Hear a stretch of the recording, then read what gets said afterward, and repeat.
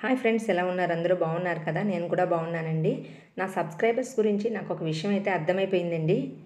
ఏంటంటే, ఈమె ఏ వీడియో అయినా పెట్టని అది గోల్డ్ వీడియో అయితేనే క్లిక్ చేద్దాం, లేకపోతే కనుక స్కిప్ చేద్దాం అని స్ట్రాంగ్గా decide అయిపోయారండి.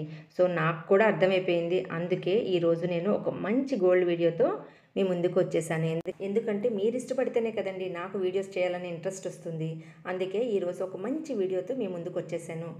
Gold sheet jewellery, copper based jewellery, Bandel jewellery విన్నారా మీరు ఎప్పుడైనా? ఏంటి ఈవిడ ఏదేదో చెప్తుంది, నాకేం అర్థం అవ్వట్లేదు అనుకుంటున్నారా? ఏం లేదండి, చాలామందికి ఎప్పటి నుంచో ఉన్న డౌటే, ఏంటి ఈ gold sheet jewellery, Bandel jewellery, copper based jewellery ఇవన్నీ వింటున్నారు, కానీ వీటి గురించి అయితే డీటెయిల్స్ మీకు అంటే కొంతమందికి తెలుసు, కాకపోతే కొంతమందికి అయితే కన్ఫ్యూషన్ అయితే అలాగే ఉండిపోయి ఉంటుంది.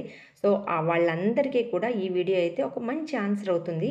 ఎందుకంటే అస్సలు గోల్డ్ షీట్ జ్యువెలరీ అంటే ఏంటి, బందేల్ జ్యువెలరీ అంటే ఏంటి, కాపర్ బేస్డ్ జ్యువెలరీ అంటే ఏంటి, అవి అసలు మనము వాడొచ్చా, దానివల్ల యూజ్ ఏంటి, డిసడ్వాంటేజెస్ ఏంటి, అడ్వాంటేజెస్ ఏంటి అన్నీ కూడా నేను ఎంటైర్ ఈ వీడియోలో అయితే నేను చెప్పానండి. మీరు వీడియోను ఎక్కడ స్కిప్ చేయకుండా చూస్తే మీకు క్లియర్గా అసలు టక్మని అర్థమైపోతుంది. సో అదేంటో చూద్దాము.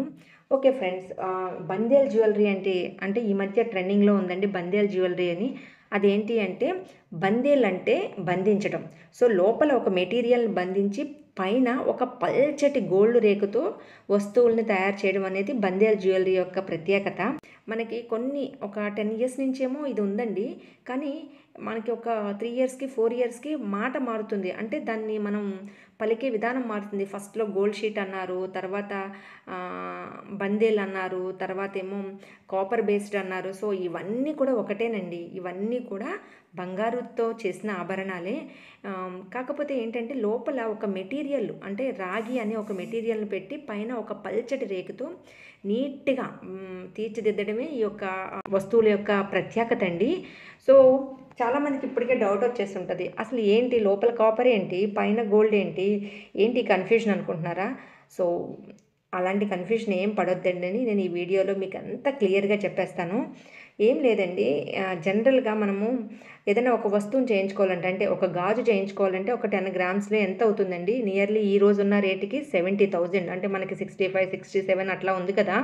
సో తరుగు అంతా చూసుకుని మనకి ఒక 70,000, అంటే 10 గ్రాముల గాజుకి మనకి 70,000 అనేది అవుతుంది.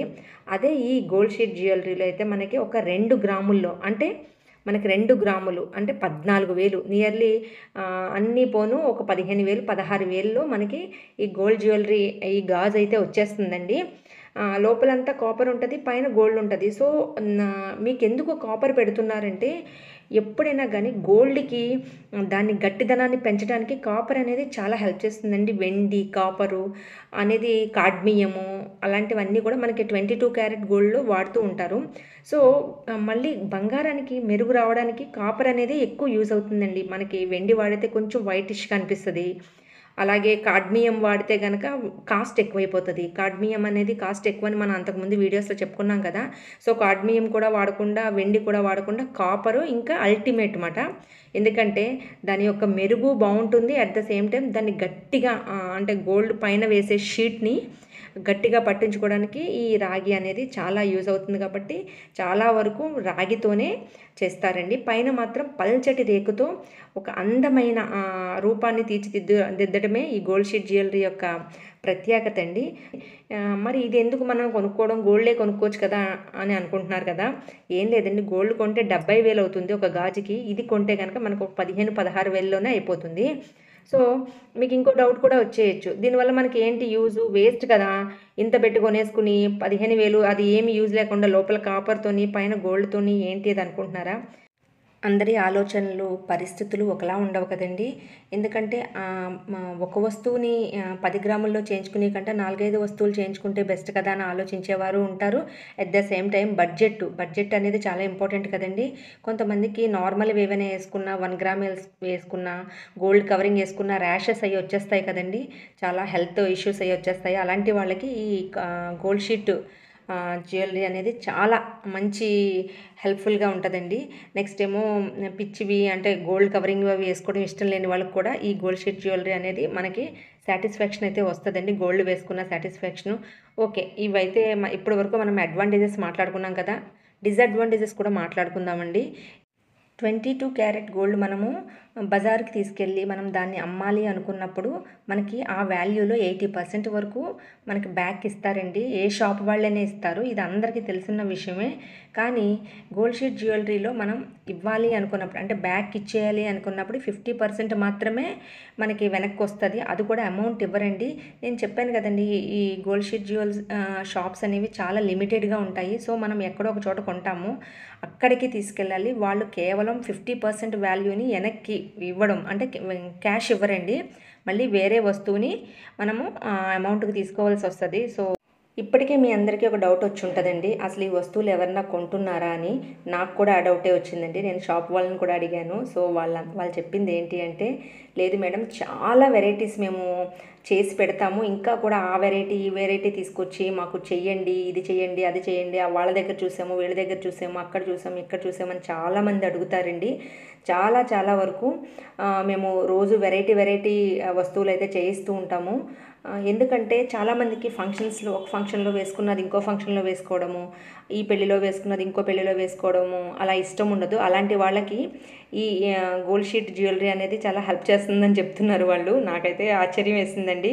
సో ఏదైతేనా కానీ ట్రెండ్కి తగ్గట్టు వెళ్ళే వాళ్ళు కొంతమంది ఉంటారు, కొంతమంది బడ్జెట్ చూసుకుంటారు, కొంతమంది లైఫ్ చూసుకుంటారు. సో ఎవరి టేస్ట్ వాళ్ళది. వచ్చిందా? ఈపాటికే వచ్చి ఉండాలి, వస్తుందని నాకు తెలుసు, ముందే తెలుసు. ఏంటానా, ఈ బంగారాన్ని బ్యాంకులో పెట్టుకోవచ్చా? అవును, నాకు కూడా వచ్చిందండి డౌటు. సో నేను కూడా ఈ డౌట్కి ఆన్సర్ తెలుసుకున్నాను. అదేంటి అంటే, ఈ బంగారాన్ని బ్యాంకులో పెట్టకూడదు. సో బంగారం కొనేదే బ్యాంకులో పెట్టడానికి, బ్యాంకులో పెట్టకూడదంటారేంటి అని అనుకుంటున్నారా? అవునండి, నాకు కూడా నేను కూడా బంగారాన్ని కొనేదే బ్యాంకులో అవసరానికి పెట్టడానికి. సో బంగారాన్ని మాత్రం బ్యాంకులో పెట్టడానికి ఒప్పుకోరండి వాళ్ళు. ఎందుకంటే ఇదంతా పైన పల్చటి రేకు టంకం పెట్టి చూస్తారు కదా, సో ఆ టంకం పెట్టినప్పుడు వాళ్ళకి అర్థమైపోతుంది. సో ఈ బంగారాన్ని బ్యాంకులో పెట్టుకోవడానికి ఎలో లేదు. ఎందుకంటే ఇది మరీ మీకు చూడడానికేమో చాలా గంభీరంగా పెద్ద వస్తువులా అనిపిస్తుంది, అదేమో 2 గ్రాములు ఉంటే ఏ బ్యాంక్ వాళ్ళు మాత్రం పెట్టుకుంటారండి? ఎంతవరకు కరెక్ట్? మీకు ఈ డౌట్ కూడా క్లియర్ అయిపోయి ఉంటుంది. ఓకే ఫ్రెండ్స్, సో నేనైతే మీకు వచ్చిన డౌట్స్ అన్నీ కూడా ఈ వీడియోలో, ఎంటైర్ వీడియోలో క్లియర్ అయిపోయినాయి అనుకుంటున్నాను. నేను నెక్స్ట్ వీడియోలో అసలు ఈ గోల్డ్ షీట్ జ్యువెలరీ ఎక్కడ దొరుకుతుంది, షాప్స్ ఏంటి అనేది నెక్స్ట్ వీడియోలో నేను మీకు పోస్ట్ చేస్తానండి.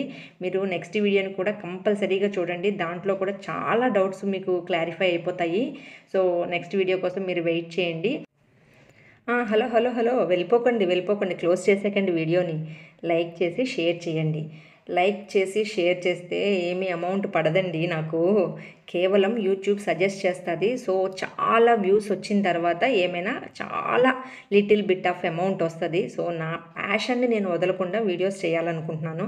సో మీరు లైక్ చేసి షేర్ చేసి నలుగురికి ఈ ఇన్ఫర్మేషన్ని పంపించండి, అది మాత్రమే నేను కోరుకుంటానండి. Okay friends, thank you so much.